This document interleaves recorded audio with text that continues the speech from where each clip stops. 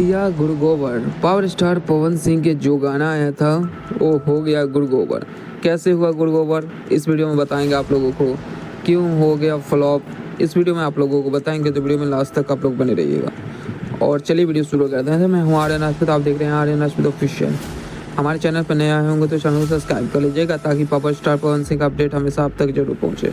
चलिए वीडियो शुरू करते हैं। आप लोगों को बता दें कि पावर स्टार पवन सिंह का एक गाना आया था 3-4 दिन पहले, 3-4 दिन नहीं यार, एक दिन पहले आया था, जिस गाने का नाम था मुझे घंटा फ़र्क नहीं पड़ता है, जो कि पावर स्टार पवन सिंह की आवाज़ में, सोना सिंह की आवाज़ में और ऋतिक सिंह की आवाज़ में एक गाना था।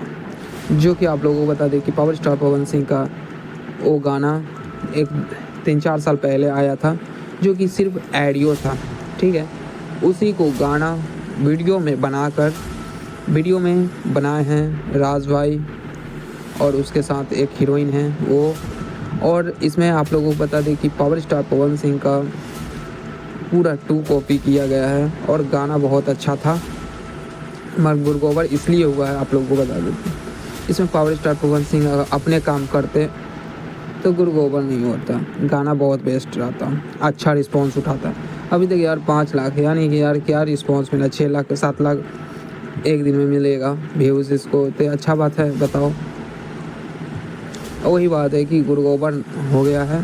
गाना अच्छा था मगर थोड़ा सा रिस्पॉन्स ख़राब मिला है इस गाने को। अगर पावर स्टार पवन सिंह खुद काम करते तो 10 मिलियन पार रहता अभी तक एक गाना। मगर कोई दिक्कत नहीं, गाना अच्छा है, मुझे घंटा फ़र्क नहीं पड़ता है। आप लोग जाइए और सुनिए और दबा के शेयर कीजिए। चलिए बता दें आप लोगों को, गुरु गोबर यही बातें होगा कि इसमें पावर स्टार पवन सिंह काम करते तो और अच्छा था। ठीक है, वीडियो दबा के शेयर कीजिएगा। फिर मिलता है अगले वीडियो में, तब तक के लिए बाय। जय हिंद, जय भारत, जय श्री।